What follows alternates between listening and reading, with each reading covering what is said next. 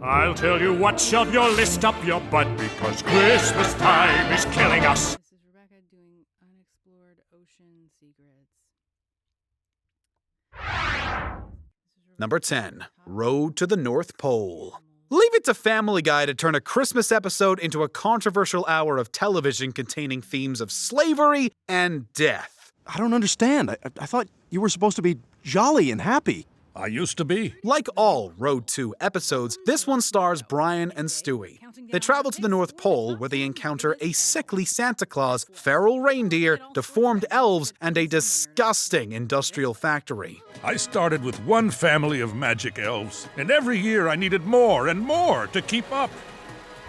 Now they're just a sickly race of mutated genetic disasters. This disturbing depiction of the typically innocent North Pole drew some criticism, as did a scene where Stewie and Brian break into a house and traumatize the inhabitants. Hey, who the hell are you?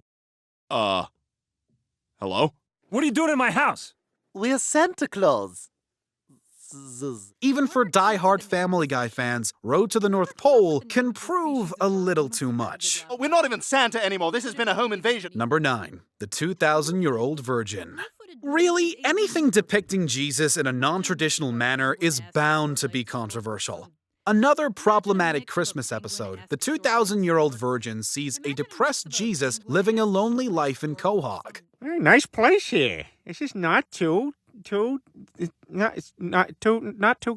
Yeah, I know it's nothing fancy, but, I'm not really into material possessions. Jeez, this place is depressing. Feeling bad for him, Peter allows Jesus to sleep with Lois, but later learns that this is an annual ploy that Jesus pulls on gullible men. Not surprisingly, the episode garnered controversy for its depiction of Jesus as a deceitful womanizer. Listen, pal, Jesus ain't no virgin. He did the same thing to me last Christmas. He what? Yeah, Jesus did the same thing to my wife Christmas before last, and my buddy's wife the year before that. Some critics labeled it blasphemous and offensive, while others criticized the lazy nature of the joke. Well taught, Jesus. Well taught. Yeah, I guess. Who cares? I'm not even real. Merry Christmas. Family Guy loves to provoke its audience with religious jokes, and for some, this one went too far. Number 8. Brian and Stewie. One of the most unique half hours of Family Guy, Brian and Stewie is a bottle episode that takes its characters surprisingly seriously. The two get locked in a bank vault over a weekend and proceed to share intimate thoughts with each other. Sometimes it's all too much. What is? Life, everything. The episode's serious script received widespread praise, but the proceedings were arguably tarnished by the use of gross-out humor. Brian and Stewie contains a rather revolting subplot about Stewie's used diaper, and it results in some horrific and disgusting sights.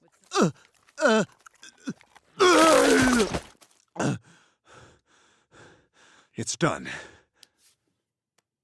Got some dessert for you. Critics not only complained about the subplot and the resulting visuals, but they also believed it had no business being in an otherwise dramatic episode. It was my own fault for thinking I could have pretty things. I'm not having fun anymore. I feel you should know that. Number 7. A Shot in the Dark.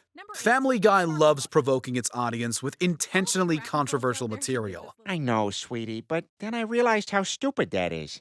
Okay, bye. You guys are my everything. This episode was inspired by the killing of Trayvon Martin and sees Peter accidentally shooting Cleveland Jr. What the hell? Hey, you! Step away from that table. Say, brain fart. Window. Sorry. Hold it right there. I'm warning you. Hands where I can see them. The very concept of the episode was controversial, and some believed that Martin's death shouldn't be fodder for a satirical episode of Family Guy. The episode's content was also problematic for television broadcasters, and it was twice delayed from airing due to public displays of violence. This episode deals with a very sensitive topic, and like all sensitive topics, it generated a ton of conflicting opinions, some of which weren't so friendly. And we'd like to see Mr. Griffin held accountable for his actions. Number 6. When You Wish Upon a Weinstein. This is the legendary lost episode that left early Family Guy fans eagerly curious. Tony Robbins hungry. The story sees Peter hiring a Jewish accountant and subsequently converting Chris to Judaism, believing that it makes one successful. I'm gonna make Chris Jewish. What are you talking about? He thinks if Chris is Jewish, he'll become smart. Peter, you can't convert someone because you think it'll help their grades. The episode was originally scheduled for release in 2000, but Fox feared the public's reaction and canceled its airing. Your husband's got a good heart, Lois, but his views on Judaism are a little misguided. I'd consider it a mitzvah to educate him a little. They were concerned that the episode would be misconstrued as anti-Semitic.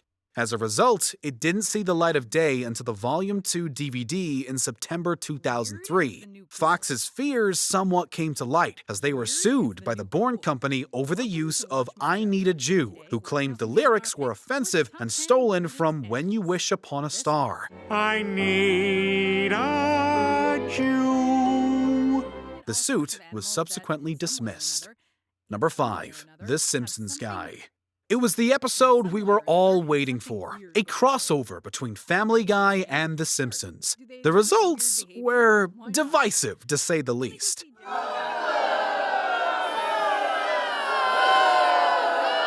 Not only did it receive mixed reviews, but it generated some controversy for its content. The Parents' Television Council decried Stewie's obscene prank to Moe, calling it punchline offensive. Oh my god, that's amazing! That's the coolest thing ever! Hey, I want to try. Okay.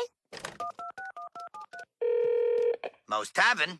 Hello, Mo. But this was just one example of a wider problem.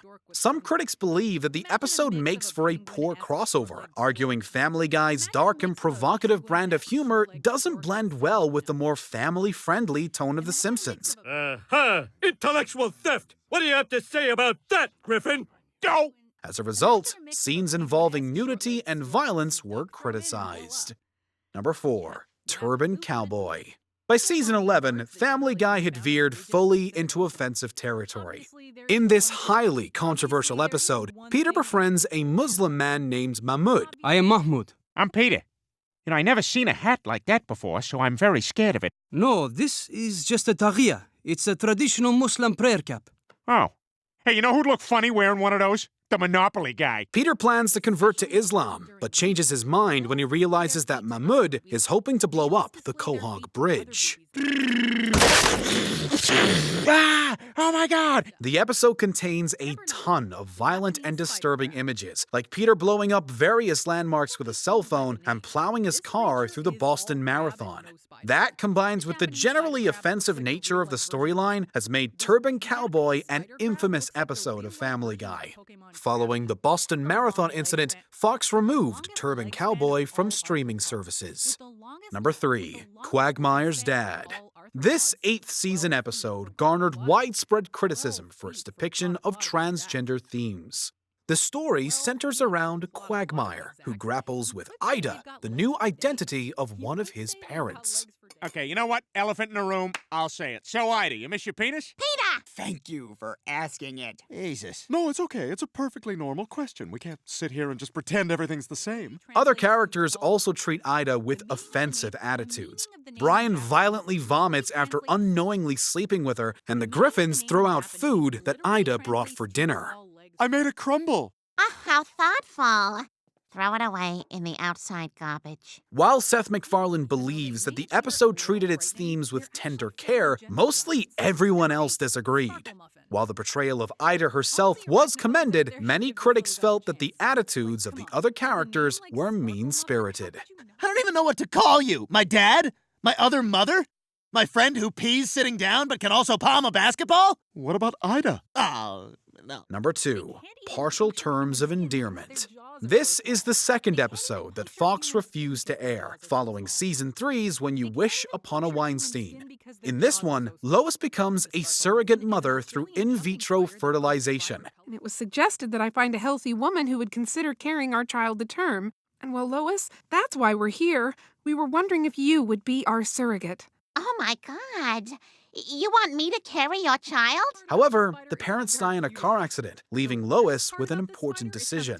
The episode was generally praised for its themes and discussions, but its quality was overshadowed by its reputation. Hello, friend. I hear you're contemplating having an abortion. But before you do, remember, science has proven that within hours of conception, a human fetus has started a college fund and has already made your first Mother's Day card out of macaroni and glitter. Fox canceled the airing over content concerns, and unlike When You Wish Upon a Weinstein, Adult Swim acquiesced to Fox and agreed not to air the episode. To this day, Partial Terms of Endearment has not aired on Fox, although it would receive a US DVD release and air in the UK. Of course it's a big decision. Life is full of big decisions. Number 1. Screams of Silence, the story of Brenda Q. This is easily the most infamous episode of Family Guy, and it once again revolves around Quagmire. Glenn, don't die from autoerotic asphyxiation. Your friends want to go fishing with you. This song is from childhood? In Screams of Silence, he and the boys plot to kill Jeff, who has been physically and mentally tormenting Quagmire's sister. Unlike most Family Guy episodes, bar maybe Brian and Stewie, Screams of Silence is largely played straight. Unfortunately, many critics felt that the show failed to treat its serious subject matter with the necessary care and depth. And for many, the episode simply came across as shockingly violent and morally abhorrent. I choke myself every day, you bastard! Everyone agreed that Caitlin Olsen made for a great guest star, but she was the only redeeming thing about an otherwise irredeemable episode. Oh my God. No, it's really not that bad. It only hurts when I see. Obviously, there is one thing in particular weird about them. No. Obviously, there is one thing particularly weird about them. Their bright blue feet.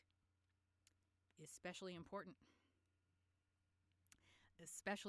during mating.